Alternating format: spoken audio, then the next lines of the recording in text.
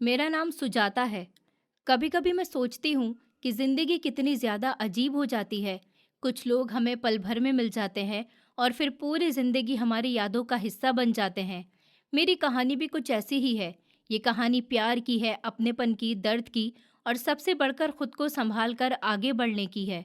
जब मेरी शादी की बात चली थी, तब मैंने कभी ये नहीं सोचा था कि मेरी ज़िंदगी इतनी बदल जाएगी। मैं एक आम से परिवार की लड़की थी। मेरे सपने भी बहुत ज़्यादा ही मामूली से थे।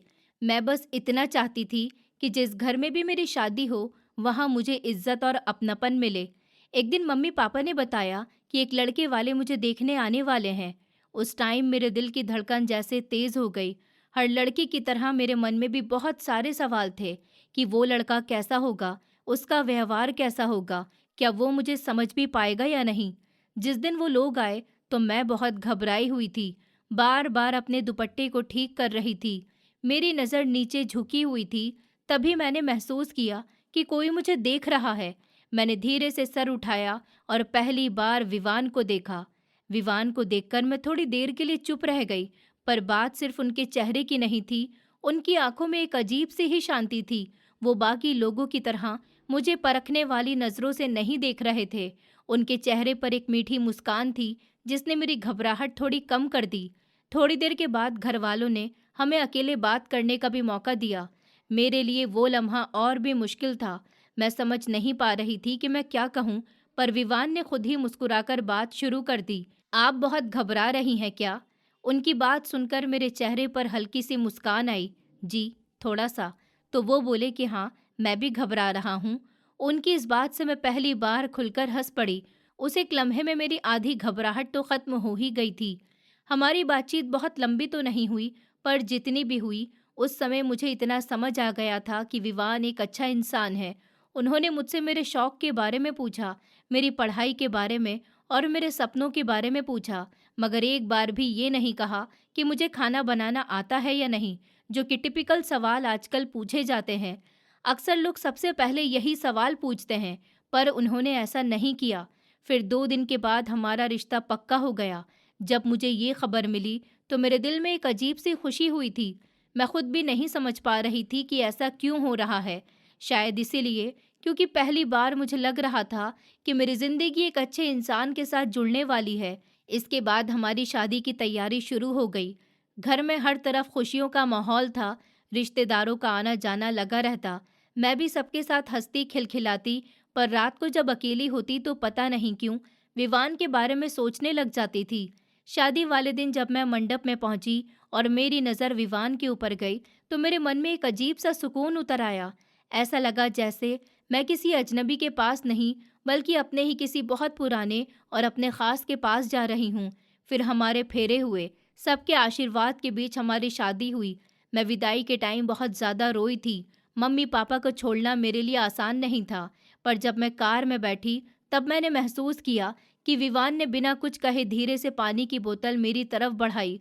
उन्होंने कोई भी ज्यादा फिल्मी बात या डायलॉग नहीं मारा, बस इतना कहा कि आप जितना रोना चाहती है रो लीजिए, पर एक बात याद रखिएगा, अब आपको मैं कभी अकेले नहीं रोने दूंगा। उस वक्त मुझे नहीं पता था कि उनकी ये बात मेरे दिल में हमेशा के लिए बस जाएगी। फिर ससुराल पहुंचने के बाद मेरा बहुत अच्छे से वेलकम हुआ। सब लोग बहुत ही अच्छे थे। मुझे लगा कि सच में मैं बहुत ही खुशकिस्मत हूँ। पर शादी के कुछ दिनों बाद एक शाम मैंने पहली बार एक ऐसा नाम सुना जो आगे चलकर मेरी जिंदगी का बहुत बड़ा हिस्सा बनने वाला था।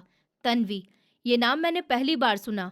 तब मुझे बिल्कुल भी अंदाजा नहीं था कि आगे चलकर यही नाम मेरी जिंदगी की कई खुशियों और दुख से जुड़ जाएगा। शादी को लगभग 1 महीना हो गया और धीरे धीरे मैं घर के माहौल में घुलने मिलने लगी। सुबह सबके साथ चाय पीना, मम्मी के साथ किचन में हाथ बटाना और शाम को विवान के साथ छत पर बैठकर बातें करना, ये मेरे दिन के रूटीन का हिस्सा बन गया था। उस दिन भी सब लोग ड्राइंग रूम में ही बैठे थे, पुराने एल्बम निकाले हुए, और सब हंसते हुए पुरानी बातें कर रहे थे। तभी मम्मी ने एक फ़ोटो देखकर कहा कि अरे ये तो तन्वी वाली फ़ोटो है। मैंने उस फ़ोटो की तरफ देखा। उसमें विवान, राजेश और एक लड़की साथ में खड़े हुए थे। तीनों शायद किसी शादी या फंक्शन में थे। तो मैंने पूछा कि ये कौन है? फिर मम्मी कुछ कहती उससे पहले ही विवान ने मुस्कुराकर जवाब दिया कि ये मेरी बहुत अच्छी दोस्त है, मैं इसको बचपन से जानता हूँ। उन्होंने बस इतना ही कहा उस समय मुझे भी कुछ खास महसूस नहीं हुआ, क्योंकि जाहिर है हर किसी की ज़िंदगी में दोस्त होते ही हैं। पर मैंने एक बात ज़रूर नोटिस की थी कि मम्मी के चेहरे पर उस लड़की का नाम लेते ही एक अलग ही अपनापन दिखा। फिर कुछ दिनों बाद तन्वी मेरे सामने पहली बार घर पर आई। मैं किचन में ही थी जब बाहर से उसकी आवाज़ सुनाई दी। वो पूरे कॉन्फिडेंस के साथ घर में दाखिल हुई, जैसे उसको यहाँ के हर कोने की आदत हो और ये उसका ही घर हो। जब मैं बाहर आई तो उसने मुझे ऊपर से लेकर नीचे तक देखा और मुस्कुराकर बोली, तो आप है सुजाता? मैंने मुस्कुराकर सर हिला दिया, जी। और आप तन्वी हैं? वो बोली कि हाँ। उसकी मुस्कान देखकर मुझे कुछ अजीब सा लगा। पता नहीं क्यों उसमें मुझे हल्की सी बनावट सी महसूस हुई। शायद मैं ज्यादा ही सोच रही थी, इसलिए मैंने उस बात पर इतना ध्यान नहीं दिया। थोड़ी देर बाद सब बातें करने लगे, मगर तन्वी ज्यादातर विवान से ही बातें कर रही थी। पुराने कुछ किस्से सुना रही थी और बार बार यही कह रही थी कि याद है विवान, जब हम स्कूल में थे और तुमने ये किया था, हम वहां पर गए थे। पर मैं चुपचाप सब कुछ सुन रही थी। विवान भी उसकी बात का जवाब दे रहे थे, पर मुझे साफ दिख रहा था कि उनके लिए ये सिर्फ पुरानी यादें थीं, जबकि तन्वी हर याद को कुछ ज्यादा ही इम्पोर्टेंस दे रही थी। उस दिन के बाद तन्वी का आना जाना थोड़ा ज्यादा बढ़ गया, कभी किसी बहाने से तो कभी किसी काम के सिलसिले में। पर मैंने कभी इस बात का बुरा नहीं माना, क्योंकि विवान ने मुझे कभी ऐसी कोई वजह ही नहीं दी जिससे मुझे अनकंफर्टेबल फील हो। वो हर छोटी बड़ी बात मुझसे शेयर करते थे। घर लौटते ही सबसे पहले मुझे ढूंढते, मेरी पसंद नापसंद का ध्यान रखते, और धीरे धीरे मैं उनसे इतना ज़्यादा जुड़ गई कि मुझे लगता था मेरी सारी दुनिया उनके साथ ही सिमट गई है। एक रात हम दोनों छत पर बैठे हुए थे। हल्की हल्की हवा चल रही थी और आसमान में चांद साफ दिखाई दे रहा था। मैंने अचानक से उनसे पूछा कि एक बात पूछूं आपसे? वो बोले कि हाँ पूछो। तन्वी आपकी सिर्फ दोस्त है? विवान थोड़ी देर चुप रहे, फिर उन्होंने मेरी तरफ देखा कि तुम ऐसा क्यों पूछ रही हो? बस ऐसे ही। फिर वो हल्का सा मुस्कुराए। सुजाता, कुछ रिश्ते ऐसे होते हैं जिन्हें लोग गलत समझ लेते हैं। तन्वी मेरी दोस्त थी और है भी, बस वो दोस्त ही रहेगी। मैं इस पर चुप रही। फिर उन्होंने आगे कहा, मेरे दिल में उसके लिए कुछ होता तो आज तुम मेरी पत्नी ही नहीं होती। उनकी बात सुनकर मेरे मन में जो एक छोटी सी गलतफहमी थी वो भी खत्म हो गई। उस रात में बहुत सुकून से सोई और मुझे क्या पता था कि जिस बात को मैं खत्म समझ रही थी वो तो अभी शुरू हुई थी। कुछ महीनों के बाद अचानक से खबर मिली कि तन्वी की शादी तय हो गई है, और जिस लड़के से उसकी शादी होने वाली थी उसका नाम सुनकर मैं थोड़ी देर के लिए चौंक गई। वो कोई और नहीं बल्कि राजेश ही था, विवान का अपना छोटा भाई। तन्वी की शादी की खबर सुनकर घर में खुशी का माहौल था। मम्मी पापा भी खुश थे कि एक अच्छी लड़की घर की बहू बनकर आएगी। मैंने भी यही सोचा कि अब तन्वी की अपनी नई जिंदगी शुरू होगी और शायद उसका पूरा ध्यान अपने रिश्ते पर ही होगा। कुछ महीने बाद तन्वी और राजेश की शादी हो गई। शादी के बाद जब वो इस घर में बहू बनकर आई तो शुरुआत में सब कुछ बिल्कुल नॉर्मल रहा। वो सबसे हंसकर बात करती, घर के काम में हाथ बटाती, मेरे साथ भी अच्छे से व्यवहार रखती। मैंने उसके बारे में अपने दिल में गलत ख्याल नहीं रखे। सच कहूँ तो मुझे तो अच्छा ही लगता था कि घर में एक और बहू आ गई है। कई काम बढ़ जाते थे और घर में रौनक भी बढ़ गई। पर धीरे धीरे मुझे कुछ बातें महसूस होने लगी। राजेश बहुत सीधा और शांत व्यवहार का और मेहनती लड़का था, पर इमोशंस को खुलकर वो एक्सप्रेस नहीं कर पाता था। दूसरी तरफ तन्वी को हर बात में बहुत ध्यान, बहुत इम्पोर्टेंस और हर टाइम अपनी बात मनवाने की आदत थी। छोटी छोटी बातों पर दोनों के बीच में बहस हो जाती, कभी घूमने जाने को लेकर, कभी खर्चों को लेकर, कभी किसी घरेलू बात को लेकर। शुरुआत में मुझे लगा कि नई शादी में ऐसा होना तो नॉर्मल होता है। दो अलग अलग लोग एक साथ अपनी जिंदगी शुरू करते हैं तो थोड़ा टाइम तो लगता ही है। पर महीने बीतने के बाद भी उनके बीच की नोकझोंक कम नहीं हुई। उधर मेरी और विवान की जिंदगी अपनी रफ्तार से चल रही थी। हम दोनों कोई परफेक्ट जोड़ी तो नहीं थे। हमारे बीच भी कभी कभी बहस हो जाती, पर हम बैठकर बात कर लेते थे और हर बात को सॉर्ट आउट कर लेते थे। अगर मैं नाराज होती तो वो मुझे मना लेते, और वो मुझसे किसी बात पर रूठ जाते तो मैं उनको मना लेती थी। हम ज्यादा देर लड़ाई ही नहीं करते। विवान की आदत मुझे बहुत ज्यादा पसंद थी। वो किसी भी प्रॉब्लम को अगले दिन तक लेकर नहीं जाते थे। दिन खत्म होते ही वो उस बात को वहीं खत्म कर देते थे। अगर कभी मुझे किसी बात का बुरा लग भी जाता तो खुद आकर मुझसे पूछ लेते कि क्या बात है, आज तुम इतनी ज्यादा चुप क्यों हो, और फिर हम बात करके उस मामले को वहीं पर खत्म कर देते। शायद इसी वजह से हमारे रिश्ते में धीरे धीरे गहरा भरोसा आ गया। पर इसी बीच मैंने तन्वी के व्यवहार में एक बदलाव देखना शुरू किया। जब भी घर में मेरी किसी बात की तारीफ होती, उसके चेहरे पर हल्की सी नाराजगी दिखाई दी जाती। और मम्मी कहती कि मैंने अच्छा खाना बनाया है, तो तन्वी फौरन से कोई दूसरी बात छेड़ देती। और कोई रिश्तेदार मेरी तारीफ करता तो वो बात ही बदल देती। उसको शायद मेरी तारीफ करना और मेरे बारे में अच्छी बात होना पसंद ही नहीं था। ये कोई वैसे बड़ी बात नहीं थी, पर बार बार ये सब होने लगा। फिर मैंने भी रिएक्ट नहीं किया।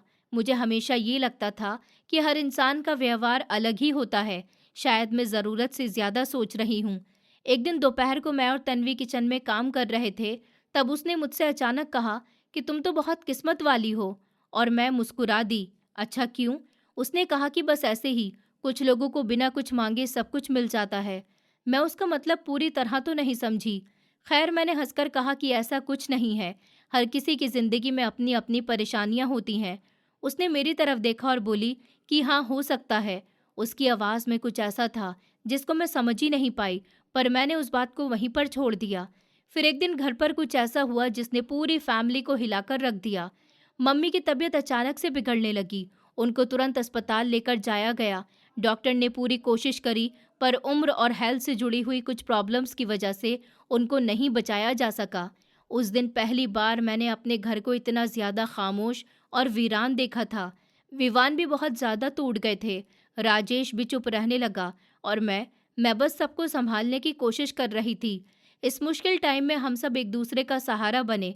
पर इस बीच में मैंने महसूस करा कि तन्वी पहले से कहीं ज़्यादा चिड़चिड़ी और कड़वी होती जा रही है।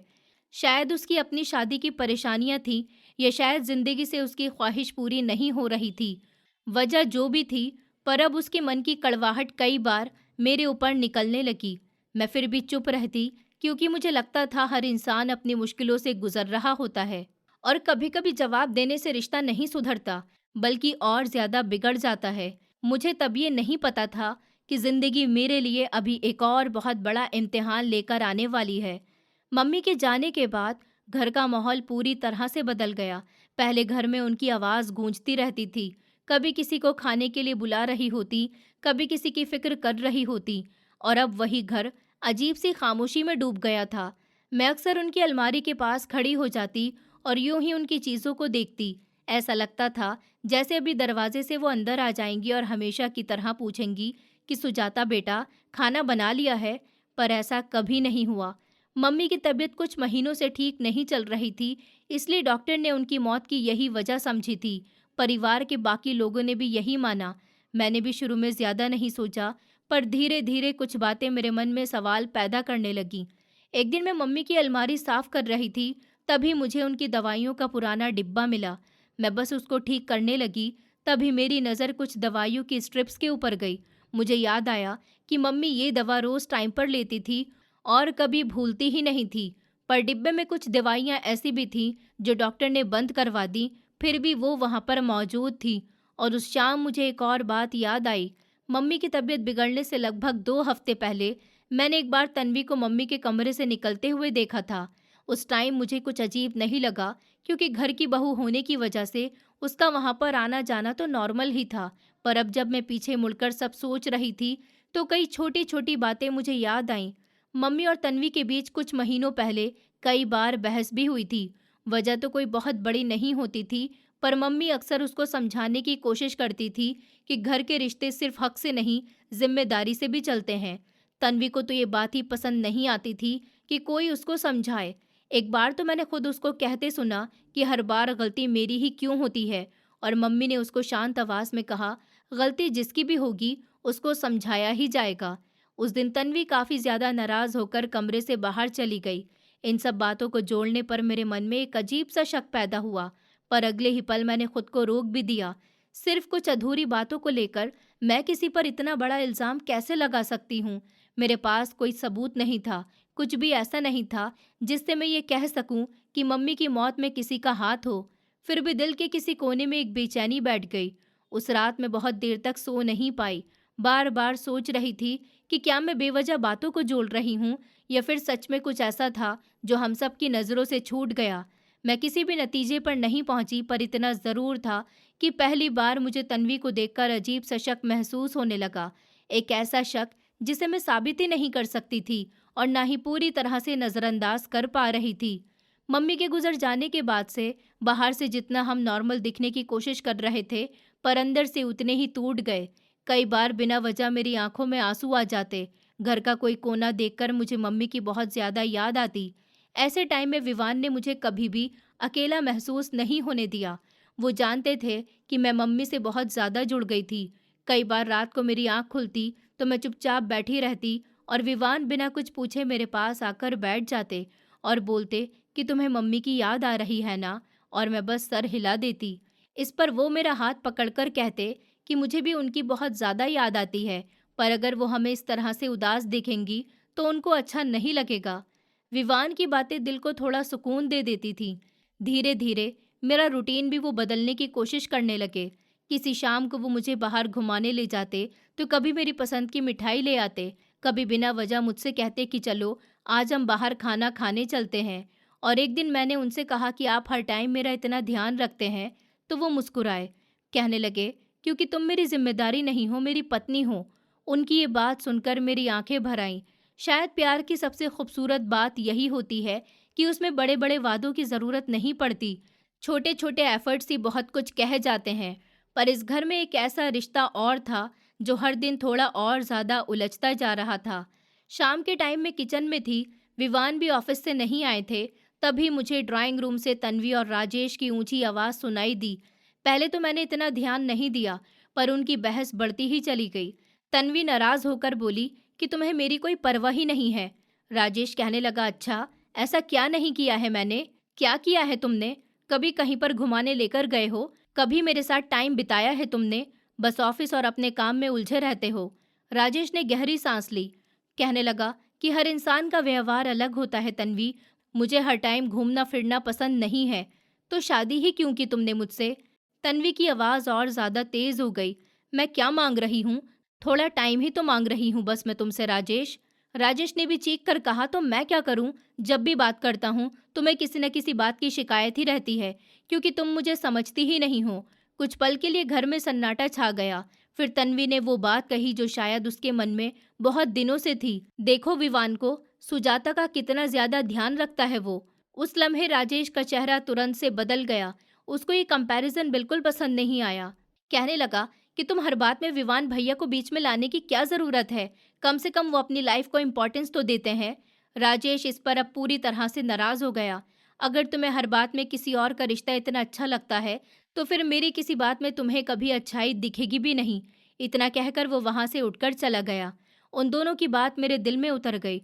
उस रात मैं काफी देर तक विवान के कंधे पर सर रखकर बैठी रही। उस टाइम मुझे लगा कि चाहे जिंदगी में कितनी भी मुश्किलें क्यों ना हो, जब तक विवान मेरे साथ है मैं हर दर्द सह सकती हूँ। पर इंसान अक्सर फ्यूचर के बारे में बहुत भरोसे से सोच लेता है और जिंदगी वहीं से हमें चौंका देती है जब हमें सबसे ज़्यादा अच्छा महसूस हो रहा होता है। उन दिनों गर्मी अपने पूरे जोर पर थी।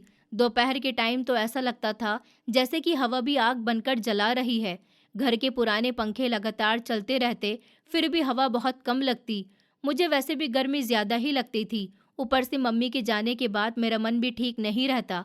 कहीं सर दर्द होने लगता और बेचैनी सी महसूस होती। और विवान ने शायद ये बात पहले ही नोटिस कर ली थी। एक दिन दोपहर में किचन से काम निपटाया, मैं पसीने में पूरी तरह से परेशान हो गई थी। विवान उस दिन घर से ही काम कर रहे थे, तो उन्होंने मुझे देखा और बोले, तुम ठीक तो हो ना? मैंने जवाब दिया कि हाँ, वो बस मुझे गर्मी बहुत लग रही है। तो उन्होंने कुछ नहीं कहा, पर उनके चेहरे से लग रहा था कि वो कुछ सोच रहे हैं। अगले दिन वो ऑफिस गए और शाम को लौटते टाइम कुछ लोगों को साथ में लेकर आ गए। थोड़ी देर बाद पता चला कि वो हमारे कमरे में एसी लगवा रहे हैं। विवान, इसकी क्या ज़रूरत थी? तो वो मुस्कुराए, ज़रूरत थी तभी तो मैं लगवा रहा हूँ ना, पर अभी तो इतना बड़ा खर्च।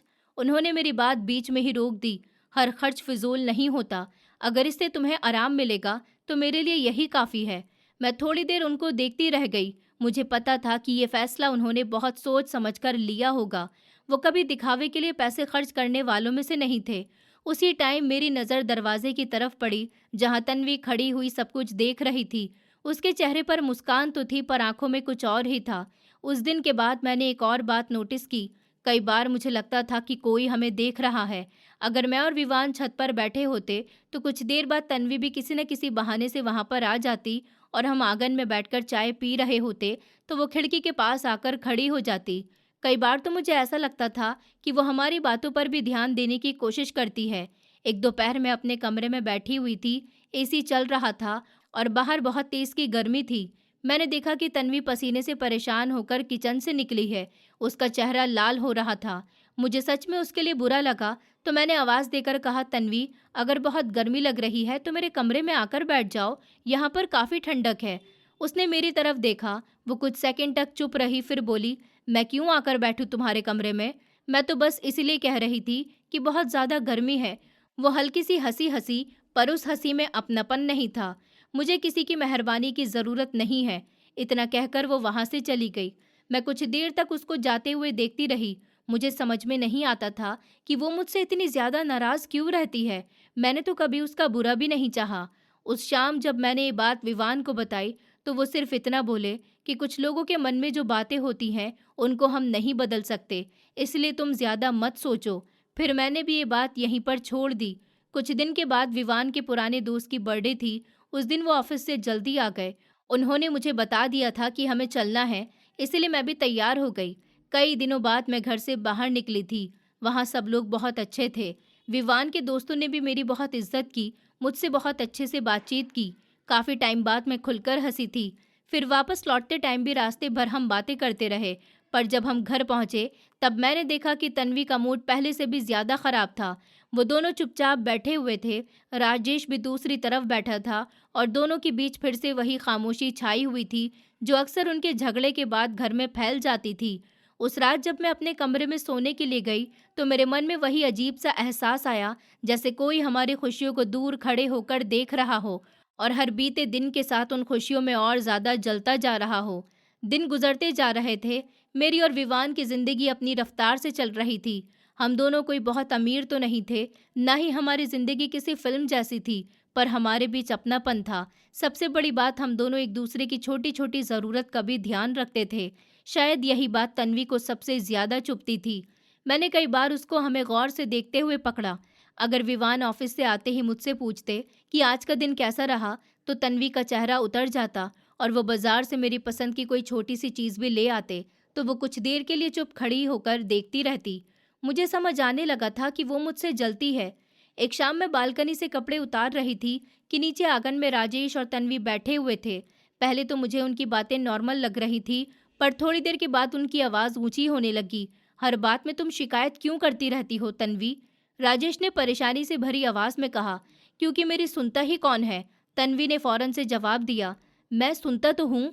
तन्वी बोली, अच्छा, तुम सुनते हो, पर अफसोस मुझे समझते नहीं। राजेश थोड़ी देर चुप रहा, फिर बोला कि तुम्हें आखिर चाहिए क्या? तो वो हंस पड़ी, और वो हंसी खुशी वाली नहीं थी। कम से कम इतना तो चाहिए कि तुम्हारी जिंदगी में मेरी थोड़ी सी अहमियत हो। फिर उसने अचानक मेरी बालकनी की तरफ देखा। मुझे नहीं पता उसने मुझे वहां खड़े देखा था या फिर नहीं, पर अगले ही लम्हे वो बोली कि कुछ लोगों के लिए तो उनकी पत्नी दुनिया की सबसे ज़रूरी इंसान होती है। फिर राजेश समझ गया कि वो किसकी बात कर रही है। फिर उसने गहरी सांस ली और कहा कि तुम फिर से कंपैरिजन करने लगी हो ना? तो तन्वी ने कहा कि क्यों नहीं करूं मैं कंपैरिजन राजेश? राजेश जवाब में बोला, क्योंकि मैं विवान नहीं हूं, और यही तो प्रॉब्लम है। बस इतना सुनते ही राजेश वहां से उठकर चला गया। उसके चेहरे पर गुस्से से ज्यादा थकान दिखाई दे रही थी। मैं ऊपर खड़ी हुई सब कुछ सुन रही थी और मुझे सच में बहुत बुरा लग रहा था। किसी और की खुशी देखकर इंसान मोटिवेट भी हो सकता है, पर अगर वहीं कुछ उसके मन में जलन बन जाए, तो वो खुद को ही सबसे ज़्यादा नुकसान पहुंचाता है। और विवान ने देखा कि मैं सोच रही हूँ। वो मुझसे बोले कि क्या हुआ? मैंने उनको पूरी बात बता दी, तो वो थोड़ी देर फिर चुप रहे। फिर बोले, सुजाता, हर इंसान अपने रिश्ते खुद बनाता है। हम ना तो किसी की शादी को अच्छा बना सकते हैं और ना ही खराब बना सकते हैं, पर मुझे कभी कभी तन्वी के लिए बुरा लगता है। विवान ने सर हिलाया। मुझे भी लगता है, पर जब तक कोई खुद अपनी सोच नहीं बदलता, तो तब तक बाहर से कोई भी उसकी मदद नहीं कर सकता। वो ये बात सही कह रहे थे, पर मेरे मन में अब एक और बात चल रही थी। पिछले कुछ टाइम से मुझे लग रहा था कि तन्वी सिर्फ हमसे जलती नहीं है, वो जैसे हमारी हर बात पर नज़र रखती है। कई बार मैं कोई बात सिर्फ विवान से कहती और कुछ दिन बाद किसी न किसी तरह से तन्वी को उस बारे में पता चल जाता। पहले मैं इतना ध्यान नहीं देती थी, पर जब ये बात बार बार होने लगी, मैं बहुत ही परेशान हुई। एक दिन तो मुझे साफ लगा कि जैसे वो जानबूझकर हमारी बातें सुनने की कोशिश कर रही है। उस टाइम मैंने उससे कुछ नहीं बोला, क्योंकि मेरे पास मेरी बात का कोई सबूत नहीं था, ना कोई वजह थी, और घर में बेकार में मैं कोई लड़ाई नहीं करना चाहती थी। पर मन के किसी कोने में बेचैनी बढ़ती ही जा रही थी। और फिर कुछ ही दिनों के बाद एक ऐसा हादसा हुआ जिसने मुझे सच में बहुत ज़्यादा डरा दिया। मैं अपने मन की छोटी-मोटी फ़िक्र को भी नज़रअंदाज करने की कोशिश करती रही। आखिरकार हर घर में कुछ न कुछ टेंशन तो होती ही है, मगर मुझे क्या पता था कि मेरी ज़िंदगी का सबसे बड़ा दुःख मेरे दरवाज़े पर दस्तक दे चुका है। उस दिन भी सुबह बिल्कुल आम दिनों जैसी ही थी। विवान नाश्ता करके ऑफ़िस जाने की तैयारी कर रहे थे। जाते-जाते हमेशा की तरह उन्होंने मुझसे पूछा कि शाम को कुछ लेकर आना है क्या? तो मैं मुस्कुराई कि नहीं, बस आप जल्दी घर आ जाना। इस पर वो भी हँस पड़े। हाँ, मैं कोशिश करूँगा। फिर वो चले गए। मुझे क्या पता था कि वो आखिरी बार था जब मैं उनको जाते हुए देख रही थी। दोपहर बीत गई, शाम भी होने लगी। मैं उनका इंतज़ार कर रही थी। तभी घर का फ़ोन बजा और राजेश ने फ़ोन उठाया। कुछ सेकंड के बाद उसके चेहरे का रंग उड़ गया, हाथ काँपने लगे। मैंने घबराकर पूछा कि क्या हुआ राजेश? तो उसने तुरंत जवाब नहीं दिया।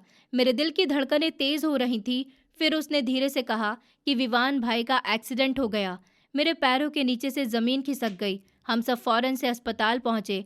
पूरे रास्ते में बस यही प्रार्थना कर रही थी कि वो ठीक हों, बस उनको कुछ नहीं हुआ हो, बस एक बार वो ठीक हो जाएँ। पर अस्पताल पहुँचते ही डॉक्टरों की आँखों में जो खामोशी मैंने देखी, उस वक़्त ही मेरा दिल बैठ गया। डॉक्टर ने कहा कि उनकी हालत बहुत ज़्यादा क्रिटिकल थी, हम उनको नहीं बचा सके। उसके बाद क्या हुआ, मुझे ठीक से याद भी नहीं। बस इतना याद है कि मैं वहीं फर्श पर बैठ गई थी। मेरे कान में आवाज़ तो आ रही थी, लोग मुझे सँभाल रहे थे, कोई पानी दे रहा था, पर जैसे मेरी दुनिया की सारी आवाज़ उस लम्हे बहुत दूर चली गई थी। जिस इंसान के साथ मैंने अपना पूरा फ्यूचर देखा, वो एक लम्हे में मुझसे छिन गया। उनके अंतिम संस्कार से घर लौटने के बाद कई दिनों तक मुझे कुछ समझ में नहीं आया। विवान की हर एक चीज़ मुझे रुला देती थी। उनकी घड़ी, उनकी किताबें, उनकी शर्ट और उनके तकिए की हल्की सी खुशबू, सब कुछ मुझे तोड़ देती थी। रात को नींद ही नहीं आती। कई बार ऐसा लगता था कि जैसे अभी दरवाज़ा खुलेगा और वो अंदर आ जाएंगे, पर हर बार सच्चाई सामने खड़े हुए मिलती। वो अब कभी वापस ही नहीं आने वाले थे। कुछ दिनों के बाद मेरे मम्मी-पापा मुझे लेने के लिए आए और मेरी हालत देखकर खुद भी रोने लगे। मम्मी ने मेरा हाथ पकड़कर कहा कि बेटा चलो हमारे साथ घर पर, तो मैं भी चुप रही। पापा ने भी मुझे समझाया कि कुछ दिन हमारे पास रहो, यहाँ पर हर चीज़ तुम्हें दुख दे रही है। मैंने आंसू साफ करे और धीरे से ना में सर हिलाया कि नहीं पापा। उन्होंने हैरानी से मेरी तरफ देखा कि क्यों बेटा, तुम हमारे साथ क्यों नहीं चल रही? मैंने रोनिहाई आवाज़ में कहा, ये सिर्फ मेरा ससुराल नहीं है, यही मेरे पति की याद है। मम्मी रोने लगी। मैंने उनका हाथ पकड़ लिया। मैं जानती हूँ कि आप लोग मेरी फ़िक्र कर रहे हैं, पर मैं कहीं पर नहीं जाऊँगी, मैं यहीं पर रहूँगी। मेरी आवाज़ टूट रही थी। उनकी पत्नी बनकर इस घर में आई थी और अब उनकी विधवा बनकर भी यहीं पर रहना चाहती हूँ। ये कहते हुए मेरा गला भर आया। कमरे में कुछ पल के लिए पूरी खामोशी छा गई। मेरे मम्मी-पापा जानते थे कि उस टाइम मेरा दर्द किसी भी बात से बहुत बड़ा था। उन्होंने मुझे मजबूर नहीं किया। फिर मैं उसी घर में रहने लगी, उस घर में जहाँ पर हर कोना मुझे विवान की याद दिलाता था। पर अब मुझे बिल्कुल अंदाज़ा नहीं था कि विवान के जाने के बाद वही घर मेरे लिए पहले जैसा नहीं रहने वाला, और कुछ लोग जो पहले सिर्फ जलते थे, अब मेरी मजबूरी को अपना हक समझने लगेंगे। विवान के मुझे छोड़कर चले जाने के बाद मेरी ज़िंदगी की रफ्तार जैसे रुक सी गई थी। दिन निकलते रहते रात गुजर जाती, पर मेरे अंदर सब कुछ जैसे ही वहीं पर ठहर गया था, जहाँ पर मैंने उनको आखिरी बार जाते हुए देखा था। शुरुआत के कुछ दिनों तक घर के सभी लोग मेरे साथ हमदर्दी रखते थे। राजेश भी पहले की तरह इज्जत से बात करता, पर समय के साथ लोगों की ज़िंदगी वापस पटरी पर लौटने लगी। ऑफिस, काम, रोज़ की जिम्मेदारियाँ, सब फिर से नॉर्मल होने लगा। सिर्फ मेरी दुनिया ही थी जो कि पहले जैसी नहीं हो पा रही थी। मैं अभी भी सुबह उठकर थोड़ी देर के लिए भूल जाती कि विवान इस दुनिया में नहीं रहे। फिर अचानक सच याद आ जाता और दिल फिर से भारी हो जाता। इन्हीं दिनों में तन्वी के व्यवहार में बदलाव महसूस किया, पर अब उसके व्यवहार में एक तरह का हक आ गया था। अगर मैं अपने कमरे में ज़्यादा देर बैठी रहती तो वो कहती कि इतना भी क्या आराम करना है, घर का काम तो सबको ही करना पड़ता है। अगर मैं किसी दिन खाना खाने का मन ना होने की वजह से कम खाती तो वो कहती कि दुनिया किसी के लिए नहीं रुकती। उसकी बातें सुनकर कई बार मेरा दिल दुखता, पर मैं उसका जवाब नहीं देती। मैं जानती थी कि बहस करने से मेरा दर्द कम नहीं हो पाएगा। एक दिन दोपहर को मैं विवान की कुछ पुरानी चीजें समेट रही थी। उनकी फाइल, कागज और कुछ डॉक्यूमेंट्स अलमारी में रख रही थी। एक फाइल मेरे हाथ से फिसलकर नीचे गिरी। मैं उसको उठाने के लिए झुकी तो उसमें कुछ बीमा और इंश्योरेंस के कागज रखे हुए मिले। पहले तो मैंने उनको ऐसे ही रखने का सोचा कि मैं देखकर क्या करूंगी, पर जब मेरी नज़र पड़ी तो मुझे पता चला कि विवान ने अभी फिलहाल में ही एक जीवन बीमा पॉलिसी ली थी। उसमें साफ लिखा हुआ था कि ये पॉलिसी किसी भी अनएक्सपेक्टेड सिचुएशन में विवान की पत्नी के नाम होगी, यानी कि मैं। फिर मैंने पूरी फाइल ध्यान से पढ़ी। विवान ने शायद ये सब बहुत पहले ही सोच कर रखा हुआ था, ताकि फ्यूचर में किसी परेशानी की हालत में परिवार को पैसों की दिक्कत ना हो। उन कागज को हाथ में लिए हुए मेरी आंखों से आंसू बह निकले। मुझे पैसों की खुशी नहीं हुई थी, मुझे सिर्फ ये महसूस हुआ कि मरने के बाद भी वो मेरी फिक्र करके गए थे, जैसा वो हमेशा किया करते थे। उस दिन पहली बार मैंने बहुत देर तक बैठकर अपने फ्यूचर के बारे में सोचा। मैं कब तक इसी घर में यूं ही रहूंगी? मम्मी भी नहीं थी, विवान भी नहीं। राजेश अपनी जिंदगी में बिजी था और तन्वी के साथ मेरा रिश्ता दिन ब दिन खराब होता ही जा रहा था। मैं किसी पर बोझ बनकर नहीं रहना चाहती थी। कुछ दिनों तक मैंने इस बारे में किसी से कुछ भी नहीं कहा, पर इस बार मैंने अपने मायके फ़ोन किया। मम्मी पापा आए, मैंने उनको बीमा के बारे में बताया और अपनी बात भी। पहले तो वो चौंक गए, पर जब मैंने उनको समझाया कि मैं अकेले रहकर भी अपनी ज़िंदगी संभाल सकती हूँ, तो उन्होंने मेरा साथ दिया। शहर में एक छोटा सा किराए का घर लिया। जब मैं अपना सामान समेट रही थी, तब हर चीज़ के साथ कोई ना कोई याद जुड़ी हुई थी।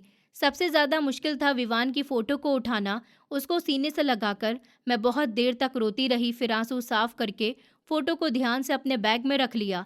मैं उस घर से जा रही थी, पर विवान की यादों से नहीं। नए घर में शुरुआत आसान नहीं थी। पहले पहले बहुत अकेलापन लगता था। धीरे धीरे मैंने खुद को बिजी रखना शुरू किया। बचपन से मुझे सिलाई करने का बहुत ज़्यादा शौक था। मैंने पड़ोस की औरतों के छोटे मोटे कपड़े सिलने शुरू किए। फिर किसी ने अपने बच्चों को पढ़ाने के लिए मुझसे कहा, तो उसके बाद मैंने बच्चों को ट्यूशन पढ़ाना शुरू किया। पहले 2 बच्चे आए, धीरे धीरे शाम को मेरे घर में बच्चों की आवाज़ें गूंजने लगीं। कभी कोई मैथ्स का सवाल पूछता तो कोई हिंदी का पाठ। उन बच्चों की मासूम सी बातें मेरे घर की खामोशी को थोड़ा सा कम कर देती थी। मैं आज भी विवान को नहीं भूली थी, शायद मैं कभी भी नहीं भूल पाऊंगी, पर मैंने ये सीख लिया कि किसी की याद में जीना और अपनी ज़िंदगी को रोक देना दोनों ही अलग बातें होती हैं। विवान मुझे हमेशा मजबूत देखना चाहते थे और शायद पहली बार मैं सचमुच मजबूत बन रही थी। अब मेरे पास बहुत कुछ तो नहीं था, ना तो बड़ी दौलत थी ना बड़ा घर, पर मेरे पास इज्जत थी, अपने पैरों पर खड़ा होने की हिम्मत और वो यादें जिनको कोई मुझसे कभी भी छीन नहीं सकता। कभी कभी शाम को काम खत्म होने के बाद मैं खिड़की के पास बैठकर आसमान को देखती। हवा चलती तो लगता जैसे कोई बहुत दूर से कह रहा हो कि मैंने तुमसे कहा था ना कि कभी अकेला रहना नहीं पड़ेगा। और तब मेरे चेहरे पर अपने आप ही एक मुस्कान आ जाती, क्योंकि मैं जानती हूँ कुछ रिश्ते साथ छूट जाने के बाद भी दिल से कभी नहीं जाते हैं। नए घर में आए हुए लगभग 2 महीने हो गए थे। शुरुआत के दिन आसान नहीं थे, पर धीरे धीरे मैंने खुद को संभालना सीख लिया। सुबह सुबह सिलाई का काम करती, शाम को बच्चों को ट्यूशन पढ़ाती। दिन भर बिजी रहने से भी मन अब थोड़ा सा हल्का रहने लगा। हालांकि मेरी रातें आज भी मुश्किल होती थी। कई बार सोने से पहले मैं विवान की फोटो हाथ में लेकर बैठ जाती और मन ही मन बातें करती, पर अब दर्द के साथ साथ जीने की आदत भी बनने लगी थी। एक दिन मुझे बाजार जाना था, कुछ सिलाई का सामान खरीदने के लिए। बच्चों की कॉपियां भी लेनी थी। मैं दुकान से सामान लेकर बाहर ही निकल रही थी कि सामने से तन्वी आती हुई दिखाई दी। उसको देखकर मैं थोड़ी देर के लिए रुक गई। उसने भी मुझे देख लिया। फिर थोड़ी देर बाद हम दोनों चुप रहे। मैंने उससे पूछा कि कैसी हो तन्वी, तो वो बोली कि मैं ठीक हूँ। उसका जवाब बहुत ज़्यादा बेरुखी से भरा था। मैंने बात आगे बढ़ाने की कोशिश की और पूछा, और बताओ राजेश कैसे हैं? वो भी ठीक है। फिर कुछ देर चुप रही। मैं आगे बढ़ने वाली थी, तन्वी अचानक बोली, सुना है कि तुम्हारा काम तो काफ़ी अच्छा चल रहा है। इस पर मैं मुस्कुराई कि हाँ, ऊपर वाले का दिया है। हाँ, अच्छी बात है, कम से कम तुम्हें किसी पर डिपेंड तो नहीं रहना पड़ा। फिर वो बोली कि वैसे तुम्हारी किस्मत हमेशा अच्छी रही है। मैंने उसकी तरफ देखा। क्या मतलब है तुम्हारा? वो बोली कि कुछ नहीं, बस सोच रही थी कि कुछ लोगों को बिना मांगे सब कुछ मिल जाता है। ये वही बात थी जो पहले से वो कहती आ रही थी। मैं समझ गई कि उसके मन में आज भी वही कड़वाहट बाकी है। फिर मैंने शांत आवाज में कहा कि तन्वी, हर इंसान की जिंदगी बाहर से जितनी ज्यादा आसान दिखती है, अंदर से उतनी नहीं होती है। तो फौरन से बोली कि हाँ, पर कुछ लोगों को फिर भी दूसरों से ज्यादा मिल जाता है। इस बार मैं उससे कुछ नहीं बोली, क्योंकि मुझे महसूस हो रहा था कि वो मुझसे बात नहीं कर रही, वो बस अपने मन की भड़ास निकाल रही है। फिर थोड़ी देर बाद उसने कहा कि चलो मुझे देर हो रही है, और बिना मुस्कुराए वहाँ से चली गई। मुझे उसके ऊपर गुस्सा नहीं आया, बल्कि थोड़ी-सी हमदर्दी सी महसूस हुई, क्योंकि मैंने महसूस किया कि सालों बीत जाने के बाद भी वो आज भी वहीं पर खड़ी थी जहाँ पर पहले थी। वो आज भी अपनी खुशियों को दूसरों की खुशियों से कंपेयर करती थी, और इसी वजह से वो कभी सुकून ही नहीं ले पा रही थी। फिर मैं सामान लेकर वापस अपने घर पर लौट आई, पर उस मुलाकात ने मुझे एक बात साफ-साफ समझा दी कि मैं भले ही इस घर से दूर आ गई हूँ, पर तन्वी अपने मन की जलन से आज तक दूर नहीं जा पाई। तन्वी से बाजार में हुई मुलाकात को अब कुछ दिन बीत गए, पर उसकी बातें बार-बार मेरे दिमाग में घूम जाती। मुझे समझ में नहीं आता था कि आखिर उसके मन में इतनी कड़वाहट क्यों भरी हुई है। फिर एक दोपहर में बच्चों की कॉपीज चेक कर रही थी कि तभी दरवाजे पर दस्तक हुई। मैंने दरवाज़ा खोला तो सामने राजेश खड़ा हुआ था। उसको देखकर मैं थोड़ी सी हैरान हुई। राजेश हल्का सा मुस्कुराया। अंदर आने के लिए नहीं कहोगी भाभी? मैं भी मुस्कुरा दी और उसको अंदर बुलाया। फिर मैंने उसके लिए चाय बनाई। कुछ देर तक हम दोनों बातें करते रहे। वो मेरे ट्यूशन के बारे में पूछता रहा, और ये देखकर सच में लग रहा था कि मैं धीरे धीरे अपनी जिंदगी संभाल रही हूँ। उसका चेहरा थोड़ा सा संजीदा हो गया। उसने कहा, भाभी एक बात कहूँ? मैंने कहा कि हाँ हाँ बोलो। उसने कहा, अगर आपको कभी भी किसी भी चीज़ की ज़रूरत हो, किसी भी चीज़ की, तो आप मुझे ज़रूर बताइएगा। मैं थोड़ी देर उसको देखती रही। उसकी आंखों में दिखावा नहीं था, वो सच में दिल से कह रहा था। मैंने कहा कि हाँ मैं ठीक हूँ। राजेश। वो कहने लगा कि मुझे पता है आप ठीक रहने की कोशिश कर रही हैं, पर फिर भी आप अकेले रहती हैं। कभी कोई परेशानी हो तो आप मुझे बताइएगा। मेरी आंखें हल्की सी नम हो गईं। विवान के जाने के बाद बहुत कम लोगों ने इस तरह से बिना किसी मतलब के मेरा हालचाल पूछा था। मैंने धीरे से थैंक यू बोला। थोड़ी देर हम दोनों चुप रहे। फिर पता नहीं क्यों मेरे मन में तन्वी का ख्याल आ गया। मैंने पूछा कि राजेश एक बात पूछूं, और वो बोला कि जी भाभी। तब मैंने कहा कि तन्वी कैसी है, तो उसने गहरी सांस ली। मैं समझ गई कि शायद सवाल आसान नहीं था। वो बोला ठीक है, पर उसके चेहरे से साफ लग रहा था कि बात इतनी आम नहीं है। मैंने कहा, कुछ दिन पहले बाजार में मुझे तन्वी मिली थी, तो वो मेरी तरफ देखने लगा। मुझे नहीं पता, पर वो मुझे कुछ ठीक नहीं लगी। राजेश मेरी बात सुनकर चुप रहा। फिर मैंने आगे कहा, वो हमेशा इतनी कड़वी क्यों रहती है? आखिर इस बार उसने नज़र झुकाई और काफ़ी देर तक कुछ नहीं बोला। फिर धीरे से बोला, मुझे नहीं पता, पर वो कभी अपनी ज़िंदगी से खुश नहीं रही। मैं चुपचाप उसकी बात सुनती रही।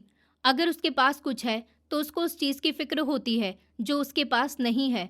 उसकी बात में थकान थी। शादी के बाद मैंने बहुत कोशिश करी थी कि हम दोनों एक दूसरे को समझ सके, पर हर बात में वो कंपेयर करती थी। मैं समझ रही थी कि वो किस ओर इशारा कर रहा है। विवान भैया और आपकी। उसने हाँ में सर हिला दिया। कमरे में थोड़ी देर के लिए सन्नाटा छा गया। फिर वो बोला, कई बार मुझे लगता है कि वो किसी से नहीं, अपनी ही उम्मीद से लड़ रही है। उसकी बात मेरे दिल को छू गई, क्योंकि शायद वो सच कह रहा था। कुछ लोग दूसरों से कम नहीं होते, पर उनको हमेशा लगता है कि दुनिया ने उनका हिस्सा नहीं दिया, और यही सोच धीरे धीरे उनको अंदर से कड़वा बना देती है। मैं समझ गई कि वो भी पूरी तरह से ठीक नहीं है, बस अपनी आदत के मुताबिक वो सब चाहता रहा। थोड़ी देर के बाद वो उठ गया, और जाते जाते उसने फिर से कहा, भाभी याद रखिएगा, आप अकेली नहीं हैं। मैंने सर हिलाया और फिर वो चला गया। दरवाज़ा बंद करने के बाद मैं थोड़ी देर वहीं खड़ी रही। आज पहली बार मुझे राजेश के लिए भी दुख महसूस हुआ, क्योंकि मैं समझ गई थी कि कुछ दुख ऐसे भी होते हैं जिनको इंसान मुस्कुराते हुए सालों तक अपने अंदर लिए घूमता फिरता है। पहले जब मैं खामोशी से डरती थी, पर अब हर टाइम कोई ना कोई काम ढूंढती रहती। मगर उस दिन पता नहीं क्यों मेरा मन किसी काम में नहीं लग रहा था। शाम को बच्चों की ट्यूशन खत्म हुई तो मैं कुछ काम करने लगी। अलमारी से ऊपर वाले खाने में एक डिब्बा रखा हुआ था, वही डब्बा जिसको मैं खोलने के लिए हिम्मत नहीं कर पा रही थी। उसमें विवान की कुछ चीज़ें रखी थी। मैंने फिर से डब्बा उतारा और बिस्तर पर रख दिया। मेरे हाथ कांप रहे थे, तो धीरे धीरे मैंने उसको खोला। सबसे ऊपर उनकी वही घड़ी थी जो लगभग वो रोज़ पहनते थे। मैंने उसको हाथ में लिया तो आंखें अपने आप ही भर आईं। फिर उसकी पुरानी सी डायरी मिली। मुझे याद था विवान को कभी कभी अपनी बात लिखने की आदत थी। मैंने वो डायरी खोली। उसमें रोज़ की बातें नहीं थी, बस कभी कभी लिखी गई कुछ छोटी मोटी सी बातें थी। एक पन्ने पर लिखा हुआ था, सुजाता जब परेशान होती है तो बहुत कम बोलती है। उसको लगता है कि कोई समझ नहीं पाएगा, पर उसकी आंखें सब बता देती हैं। अब मेरी आंखों से आंसू बहने लगे। वो सच में मुझे इतना ज़्यादा ध्यान से देखते थे कि शायद मैंने कभी महसूस भी नहीं किया। उस रात में बहुत देर तक वो डायरी पढ़ती रही। कभी हंसती तो कभी रोती। कभी लगता कि जैसे विवान यहीं कहीं मेरे पास बैठे हों। मैं विवान को भूलूंगी नहीं। मैं उन्हें कभी भी नहीं भूल सकती। मैं उनकी यादों में जीने की वजह, उनकी दी हुई हिम्मत के सहारे आगे बढ़ने की कोशिश करूंगी। और शायद उसी दिन से मेरे अंदर एक बहुत छोटा सा बदलाव शुरू हो गया था, जो आगे चलकर मेरी पूरी जिंदगी बदलने वाला था। उस दिन के बाद मैंने अपने आप से किया हुआ वादा निभाने की पूरी पूरी कोशिश की। आज भी कभी उनकी किसी फोटो पर नज़र पड़ती तो दिल में एक तकलीफ होती, पर अब उस तकलीफ के साथ एक सुकून भी जुड़ गया था। धीरे धीरे मेरा ट्यूशन पढ़ाने का काम बढ़ने लगा। एक बच्चे से शुरू हुई बात अब 10-15 बच्चों तक पहुंच गई। शाम होते ही मेरा छोटा सा घर बच्चों की आवाज़ से भर जाता था और कई बार मैं उनको देखकर मुस्कुरा देती, क्योंकि जिस घर में कभी सिर्फ खामोशी होती थी, वहाँ फिर से ज़िंदगी की आवाज़ लौट आई। सिलाई का काम भी अच्छा चलने लगा। आसपास की औरतें मुझ पर भरोसा करने लगीं। कुछ लोग कपड़े सिलवाने आते, तो कुछ अपनी परेशानियां भी बता जाते। हर इंसान अपनी सोच और अपने फैसलों का बोझ खुद उठाता है। मैंने तन्वी को दिल से माफ़ कर दिया, क्योंकि मैं समझ गई थी कि नफ़रत सबसे ज़्यादा उस इंसान को जलाती है जिसके दिल में वो होती है। अब मैं समझ गई थी कि कुछ लोग हमारी ज़िंदगी से चले ज़रूर जाते हैं, पर उनका प्यार हमारे अंदर हमेशा ज़िंदा रहता है। और जब प्यार ज़िंदा हो, तो इंसान कभी सच में अकेला नहीं होता। दोस्तों, उम्मीद करती हूँ आपको हमारी कहानी पसंद आई होगी। कहानी पसंद आई है तो वीडियो को लाइक करें, चैनल पर नए हैं तो चैनल को सब्सक्राइब करें और हाँ, नोटिफिकेशन बेल को ज़रूर दबाएं ताकि अगली अपडेट सबसे पहले आपको मिले।